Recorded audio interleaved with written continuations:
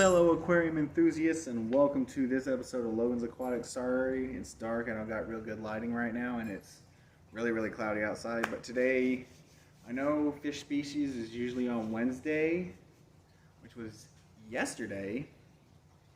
Yeah, yesterday.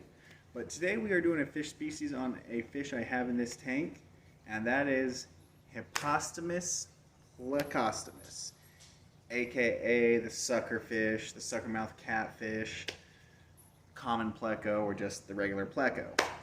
Okay. This fish is actually an armored catfish species.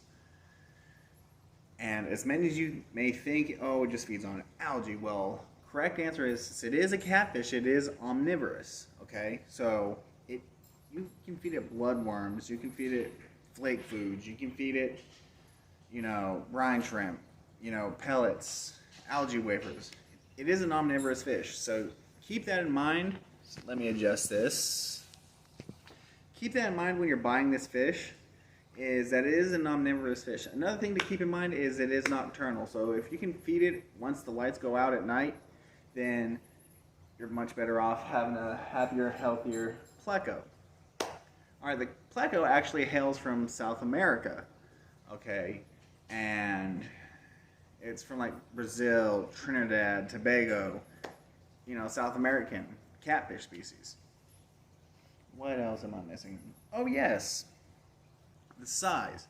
Alright, the common pleco can get as big as 20 inches, and the issue with that is when you buy them at the pet stores, they're usually really small, okay? They are 1.5, 2, maybe 3 inches long when you buy them at the pet stores. The issue with that is a lot of people are like, oh, it's a small fish right now, maybe it'll stay small. There's a common misconception that a fish only grows to the size of its environment. That is not true, all right? So if you're keeping a common pleco, then I would say, nothing less than a 75 to 100 gallon. I have mine in a 125 behind me. Where did he go? Well, he likes to hang out around the sponge filter.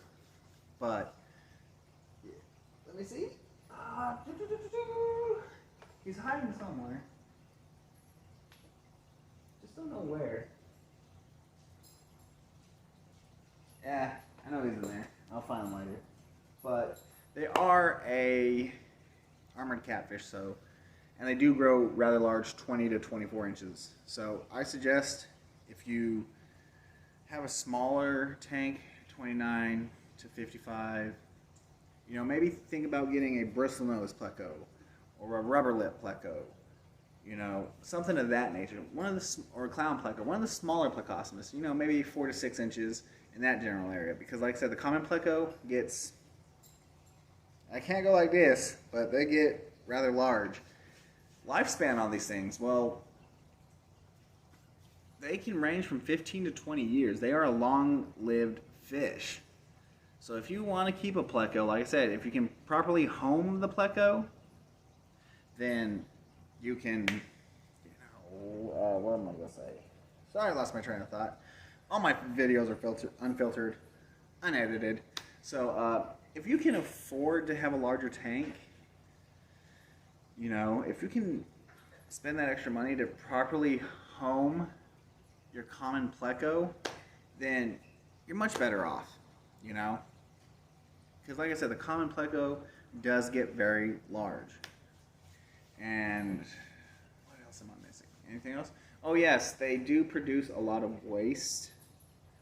And I mean a lot of waste, so make sure your tank is properly filtered. Like I overfilter my tank. I got 3 HOBs on here, 2 aqua clears, 1 marine land, and of course my little sponge filter for biological. But like I said, those things get big, they're going to produce a lot of waste. So just keep that in mind when you're purchasing a common pleco. Make sure it's properly homed, make sure it's properly fed, and make sure that you filter the tank well enough to account for the bioload. Alright, that's pretty much it for today's Fish Species Thursday, because I should have done it on Wednesday. But if you like this video, hit the thumbs up. If you didn't like it, hit the thumbs down and tell me why you didn't like it, because, it's just one of those things, right? But that's all I got for today. Logan's Aquatics.